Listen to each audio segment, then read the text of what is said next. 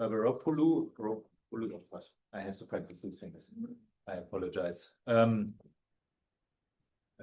we'll give the introduction to the oceanographic use of a dust cable with a similar hands-on. Well, first a talk and then a similar hands-on collab or book. Okay. Okay. Good afternoon, everyone. I am Papapostolou. I work at the Hellenic Center for Marine Research. And I will give you a brief introduction of the oceanographic use cases within the SUBMERSE project. So within this project, we have deployed distributed acoustic sensing and state of polarization instrumentation in very geographically diverse locations, as you can see from the schematic on the left.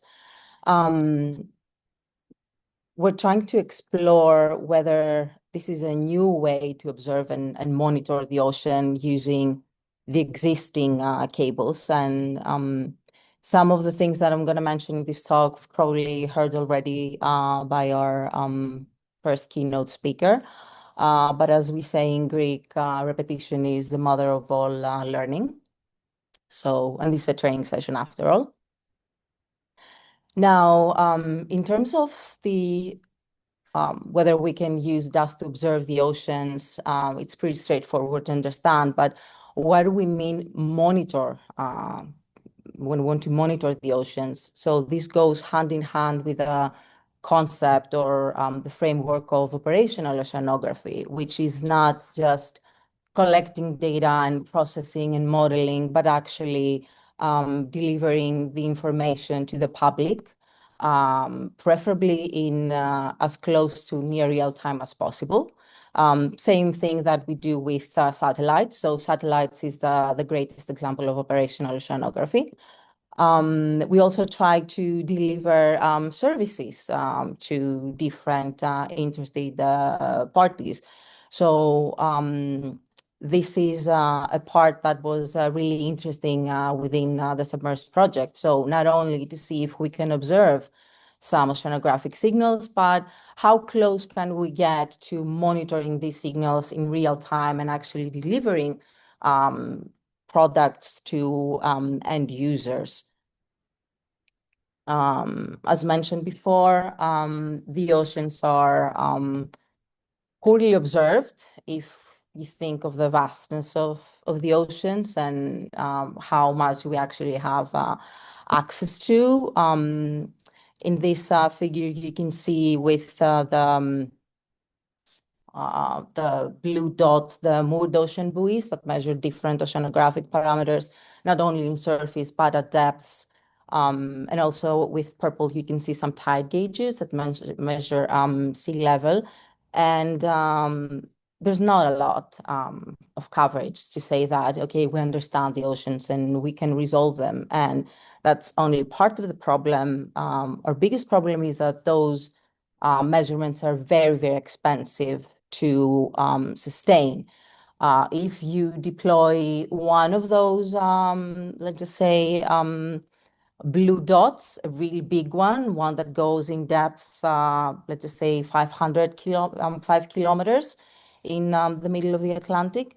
This can cost anywhere from €500,000 to even €1,000,000 if it's a very expensive and very dense instrumentation just for one. So if you want to maintain a series of those buoys, like those very neatly spaced blue dots, which are the tau arrays and the pirata arrays in the Atlantic Ocean, and the RAM array in the Indian Ocean, and they're used to monitor El Nino and that have been operational since the 1990s, I think.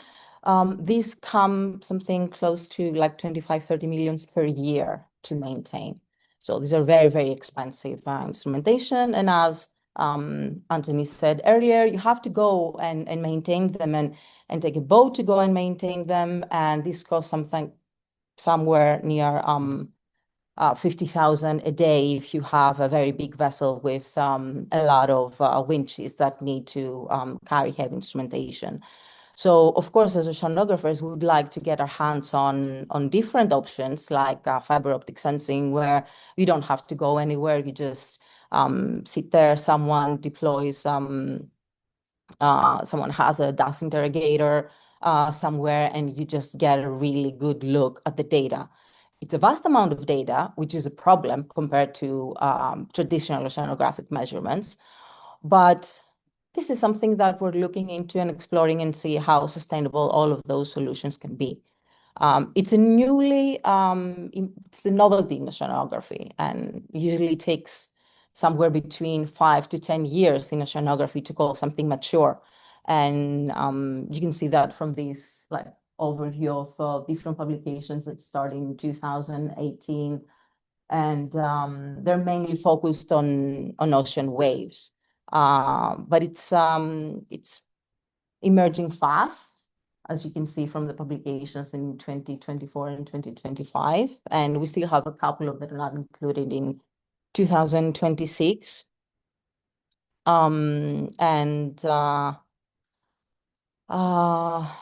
As I said, the ocean surface waves are the ones that are people have been most interested in so far. And if you were wondering how they look like this figure on the left, where you have the wave field and some theoretical dispersion curves that tell you whether you have signals from waves that are coming from the land or moving away from the land. Now, these are all things that you can observe in looking at the dust strain spectrograms or time series or things like that. But in order for oceanographic parameters to be meaningful to users, you need to get variables that a user understands, something like significant wave height, not just the signal, and tell them that, you can observe dust signals, and these signals are waves. You need to give them something that they can use in a model, like ocean bottom currents that they can use as boundary conditions. You'd like to give them something like temperature variations or any variable that they have already been able to observe with other traditional instrumentations. And one of the biggest issues that we have so far in this little time that we have been exploring this instrumentation oceanography is how we get from distributed acoustic sensing signals to meaningful oceanographic variables. In order to do that, you need to have collocated oceanographic measurements, something that can tell you how you can come up with a transfer function, for example, in order to get from one measurement to the other.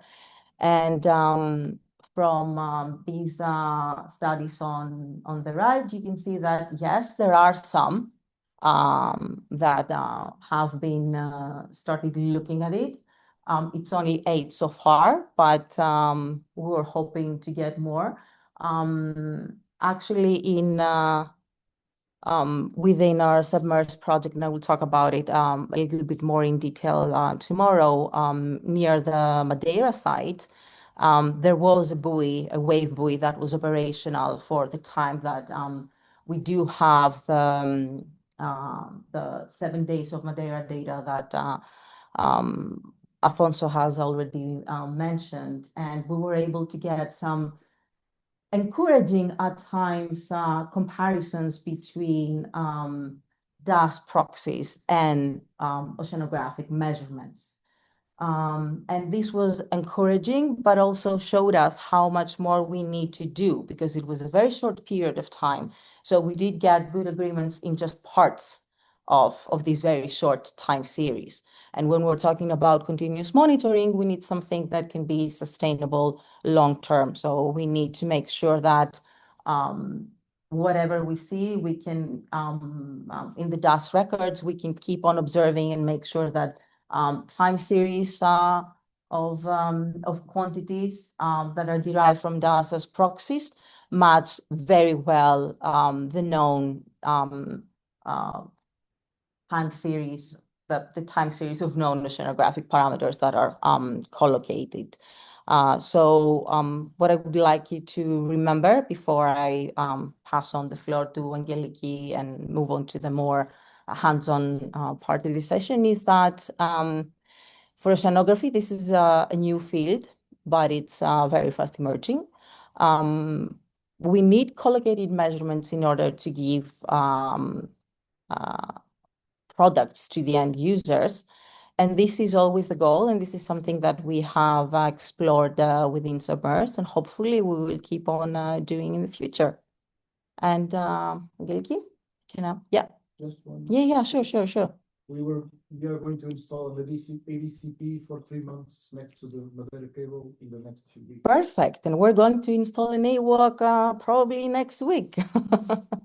But it would have been really nice if all of those things were actually there from the beginning. Because what we also did, and we're going to talk about it tomorrow in a little bit more length, is we didn't have measurements from traditional oceanographic instrumentation, in situ measurements, but there are numerical models, reanalysis products that are available in real time. And we did some comparisons that were not very encouraging at the beginning, but this is something that we will keep on looking. So maybe you don't have in situ measurements, but there are models out there that can do a great job. On the other hand, with dust, you are planning at some point to be able to give those modelers something better to work with, especially in the case of ocean bottom currents, because right now we use ocean bottom currents in general circulation ocean models as boundary conditions. So these are forced sort of a recipe number instead of the actual measurement. So I'm expecting dust to make a huge contribution at some point. Yes. This set of ocean buoys, with the risk of being a bit off subject, how is that actually organized and financed? Who is actually paying for all these? You say they're very expensive to maintain and deploy. But the big arrays, the El Niño arrays, the Tau arrays they're all maintained, and the Pirata arrays and the Ram arrays, they're all maintained by the US. And at some point, I think Brazil was part of the Pirata array, the one that's on the so on the this global system on the west side of the Atlantic, paid by some US research agency. Yes, not some research US agency. I think they're financed by the National Science, the NSF, or something like that, or NOAA. Probably, yeah, it's NOAA.